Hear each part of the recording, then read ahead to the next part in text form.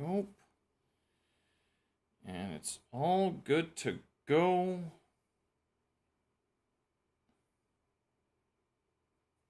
Bada bing, bada boom. And good. Does life still happen after burgers and pints for lunch? Good question. Queen's funeral is today. Following along on the socials, website's been updated and big cast getting bigger or just more accessible. Delta Module 1 Unit 2 done and National Day. Trains all sold out. Planes kind of open. But where to go? Good question. Monday, September 19th, 2022. I'm Steven Sersky. Thanks for joining me. This here is my audio digest, daily audio blog, as I call it. I publish this Monday to Friday. I live in Beijing, China, and I talk about some of the things that are going on here, some of the events that are going on in the city and in the country, and then also some of the things that keep me busy and distracted from, well, I don't know, some of the frustrations that can be an expat and some of the attractions that can be an expat as well. One of them happened this weekend actually, as Plan B, a local watering hole, I guess you would call it, local pub. They celebrated their 10th anniversary. So this entire month they've been marking the occasion by having 2012 prices on their burgers and beer. And this weekend they actually celebrated their actual 10th anniversary. So September 17th, 2012 that they opened. And they, I guess the original sort of store had a barbecue outside of the restaurant. And the owner, Trevor, would stand outside, even in the winter, barbecuing food for customers. I don't know. I understand like the impetus, like why he opened Plan B, because his first bar kind of got taken over. But I don't know what was sort of the initial push to get into the restaurant business as it is. Not only that, he did go the route of being, I just want to say, just a bar rather than a craft brewer, which is what other people did, such as Great Leap, Jing A, and then even Slow Boat. Those guys all started around the same time, and I think Aero Factory came in a little bit later. The Chinese versions of all those came in probably 2017, 2018 already, so 5 or 6 years after the initial sort of push of the craft beer scene hitting Beijing and hitting China. Yeah, so Plan B has always been a place that, I mean, it's talked about quite a bit, and you can see some of the pictures that they post from their history that it's, although the bar is kind of small, its reputation is rather big, and I think it's not just because of where they are, it's because of the events that they've held, that they cater a lot. They do sort of like catering for events and socials and stuff like that. And the food's good, and they serve proper beer. I remember they used to have, was it Moosehead? I think they did. And then Alexander Keith's, and those are two Canadian beers. I'm not sure if they ever had Kokanee, but I remember they had Keith's on tap one time, or at least in the first few times that I went there. They haven't had it since. They now have Jing A on tap, and another one, I think, as well. I guess it probably comes down to a lot of supply chain issues still. Whether or not they would be able to get it in the future, good question. But I got a voice clip for you guys after, as I was able to talk to Trevor for a couple minutes. In amongst the chaos that happens when you offer a bunch of people burgers and beers. Now, it wasn't violent, it wasn't crazy, it wasn't, things got out of hand. It was actually a very well-ordered, structured event. Met quite a few people from around the compound that, you see in the morning sometimes, not many of them, because they're sort of the late goers in the morning, and they have proper jobs, so they actually have to be at work by a certain time. Whereas I work from home now, quote unquote home, but I do see these people walking around the neighborhood, and so we finally got to talk to some of these familiar faces. Yeah, so it was actually free burgers and beers, as he promised. The burgers were proper. I mean, they were like proper meat, with the that sliced the packaged cheese, processed cheese. There you go. But real pickles and lettuce, so it was all good. And then a bunch of different sauces that you had to be careful because they were only in red or yellow containers, but they had different stickers on them, so you had to be careful which one you were trying to get. And the beer, I think it was Tiger beer that he was dispensing that day. They also had candles for sale. This actually kind of struck me because, and of all things, so this is a dual sort of thing here where they were selling candles, and this lady was in line. She said, "Yeah, I just bought some candles." And I'm like, "Did you not just hear about the fire in Changsha?" Uh, she's like, "What fire in Changsha?" In Changsha, there was a building that burned down. It burned up. I'm not sure if it's down now, but it was pretty much burnt out as of Friday afternoon sometime. And this lady bought candles in it, in these apartments. And I said, "Where are you living?" She's like, "Oh, I live, just over there in the neighborhood." And I'm looking at her going, "Does your building have fire suppressant systems, like the little sprinklers built in, or no?" She's like, "Well, the floor has a fire extinguisher." I'm like, "Oh yeah, yeah." No, my fear with the fire extinguisher is that you go outside to get it, and then the door locks on you automatically, as mine does, and I still have an old key. So if I don't have a key to get into my apartment, I mean, your apartment's burning, then the whole apartment is burning, and you're standing outside your apartment with a fire extinguisher. She was a welcome to China. She literally just got here. I think she's from the States. Where was her husband from? Also from the States, but not the same city. And they were in, where is it? Not Kuwait. Were they in? Oh goodness, somewhere in the Middle East, I believe. Just before they came here, so they're over there for 12 years, and then they came over here just recently in the last month or so. Met some other new people, saw some other new people. I was actually kind of surprised at some of the new faces that I see coming into the country, given the current, lockdown things that happen. That does tend to happen on and off here and there. We don't really know where, but the virus still spikes up every now and then. And sure enough, you got to, well, who knows? Good question. If it's going to wind down in the next couple of months, or if it's going to spike up again, don't know. Other than that, proper burgers and pints, and then yeah, of course, shots at the bar after. I don't remember what time I got back. I remember waking up at midnight and going, "Oh, I'm home. Okay, got it." Drink some water there, buddy. Was able to get up on Sunday morning, still do my 2 mile run and some skipping, which I've found out is a very good sort of post drinking day workout. It's a good way to recover, part of the recovery process. And then, of course, water, water, water, water, water. Queen's funeral on a more somber note. So the Queen Elizabeth II is being buried today. And there is one thing I was going to start researching, was actually why it's not just, there's not anti-royalists. There, some of them tend to be from Scotland, and I guess there's a history here, of course. Now, I derive most of my history of the United Kingdom from two sources of history. One, the fact that it was basically a colony of the Romans way back in the day, like in classical antiquity, which is what I studied at university. And number two, the Vikings, the series Vikings. That's basically, I'm going off of what's his name? Ragnarok?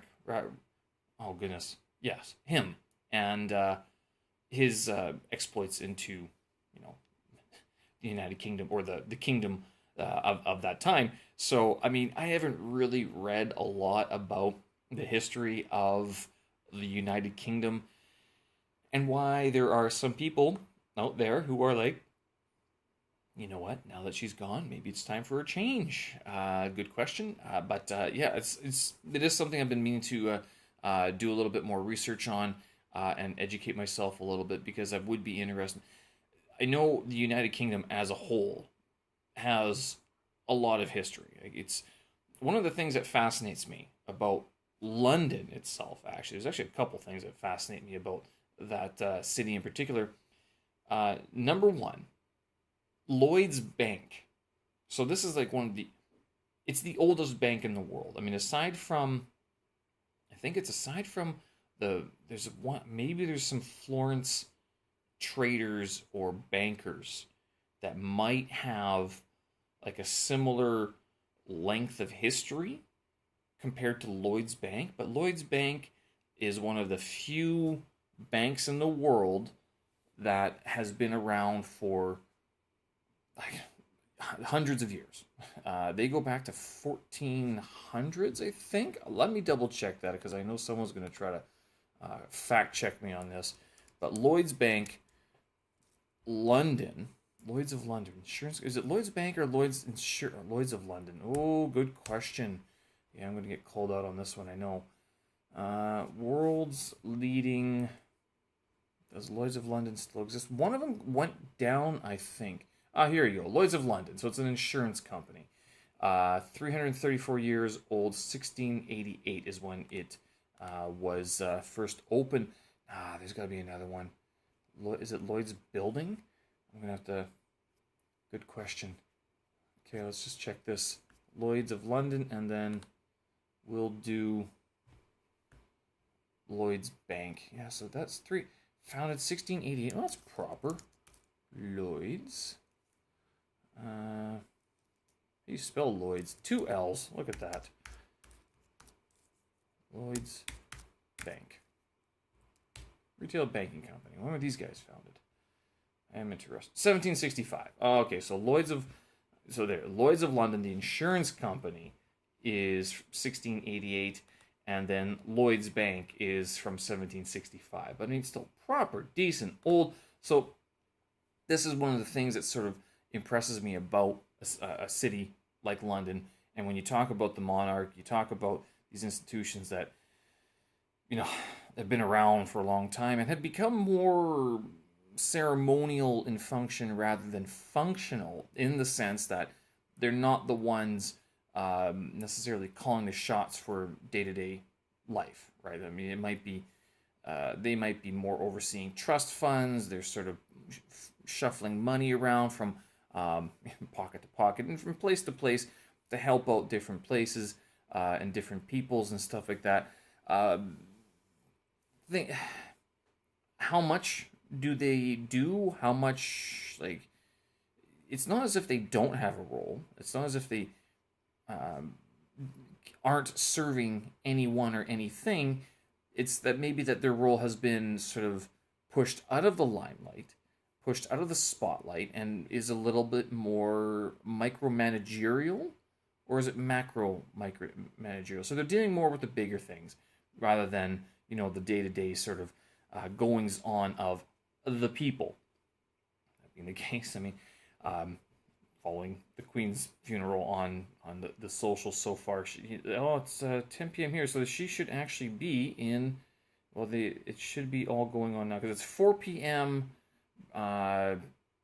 London time that they are going to be committing her, as they say, committing her to where is she going? I just read this. Oh, goodness. Westminster. Is it Westminster? Or Windsor? Windsor Castle. That's where she's going to be interred, I believe. So, anyway. So, yeah, that's going on right now. The other thing that impresses me about the city of London is that the plague ravaged it and it got burned down. So it's a city that has survived and thrived and continued to regrow itself over the years. Kind of like New York did after 9/11, which no one talked about this year, and I didn't even mention it last week at all. But even with that, Tokyo was the other city that struck me as a city that had that sort of regrowth, that resilience to it. When you go to Tokyo and you go to one of the museums and you see how it was just completely bombed to pieces, and how the city has grown since then. London was the same way. London was bombed as well. That's, again, I mean, with the Queen, you can criticize her, but at the same time, I mean, she had to oversee that, and they lived through that. And there's not too many people who can say that they, you know, survived the London bombing. There's I mean, yes, okay, the city did live on. Yes, the people did live on. Yeah, many did, but many died in the process. And it's one of these things where, you know, in that role, people sort of look up to you and go, what do we do now? You know, given the fact that the city's been bombed, and who has the money to rebuild any of this stuff, right? Would be interested to know who paid for the rebuilding of London after World War II. I think the Germans got hit with some of that bill for sure.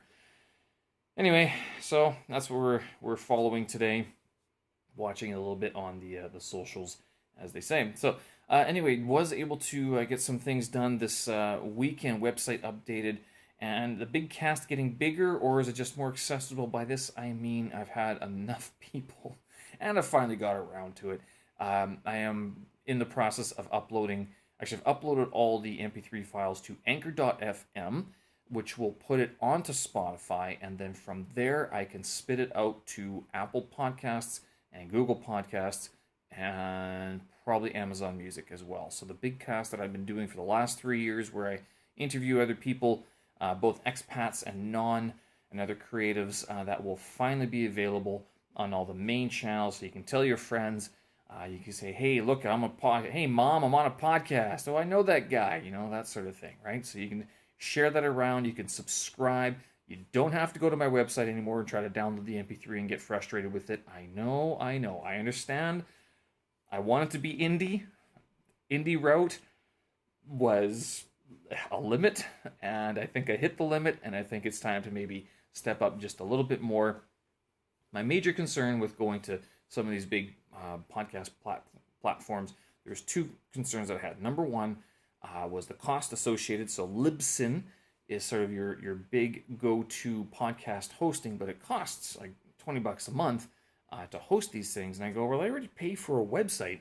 Why would I want to pay for podcast hosting as well? Which is why I put it on my website instead. Number two, in terms of deploying to Spotify and Apple Podcasts, the reason I kept it on my website to stay indie, to stay sort of under the radar a little bit, is because of the whole censorship crap that went on for the last 3 years, 4 years, where people were getting thrown out of the, the struggle sessions, if you will. Everyone was being struggled against, and there was cancel this, cancel that, and I kind of look at some of this, you know, the podcast, and I just think, it just takes one out of context clip, and it's going to be who knows how bad, right? So I was sort of against it. It was some trouble that I didn't want, and I knew that if I put my stuff onto a third party, or someone else's server, they have control over it. So what am I doing? That's why I maintained the MP3 files on my website. I own that. I bought it. I support it. That's all mine. As long as those servers don't go down, right? But as soon as I put them up to Anchor.fm, I mean, now they're going to be running ads against it. I'm not going to be making money from that. But also, they can shut down that server anytime they want. They can block the accounts. So this is something I was thinking about. I will also be deploying to YouTube on a separate channel as well. So I'm going to be building that up as well. That'll give a secondary or tertiary method of access. As for Amazon, I'm not sure if Amazon actually hosts it. Apple Podcasts and Google Podcasts do not host. You need to send them the RSS feed. But Amazon, I'm not sure. I might be able to create a different one from there. But even still, I mean, I don't have anywhere else to host them.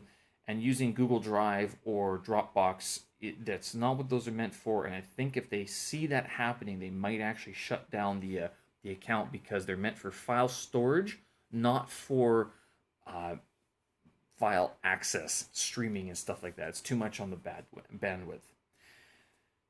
So look forward to that. Big cast up in the big world. Delta Module 1, Unit 2 finally done. Unit 3 begins.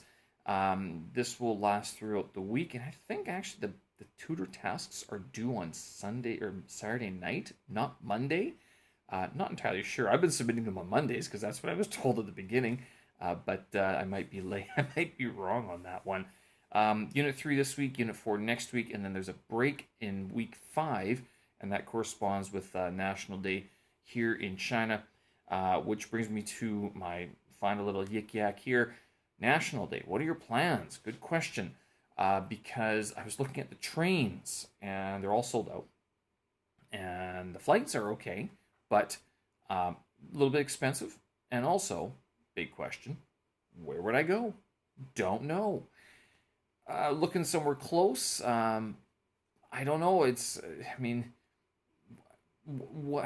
Yeah, probably somewhere nearby. Maybe Shandong Province, Shanxi. Not too far. I'd love to fly down to Hong Kong for a bit, but who knows? Xi'an came up. We might be able to go to Xi'an and see some things there. But Xi'an, you can see in a weekend, right? There's although people say lots of history, yes, but all the things, all the tourist hotspots, you can see in a day, 2 days, see it in 2 days, and be back for work on Monday morning, basically. At least in my opinion, anyway. All right, so good question. If you guys have any ideas for National Day, let me know. I'd be interested. Thanks to the new listeners. Appreciate it. Hope you guys enjoy this. Have a good laugh. Learn something, laugh about something, and maybe love something new. All right, folks, I'm going to leave it there. Show notes, tracks, and vids up on my website, stevensternski.com. And, of course, one last sound clip from owner of Plan B, Trevor Metz. Thanks, guys, for listening. I appreciate it. We'll talk again. Bye-bye. Ding dong. We're done.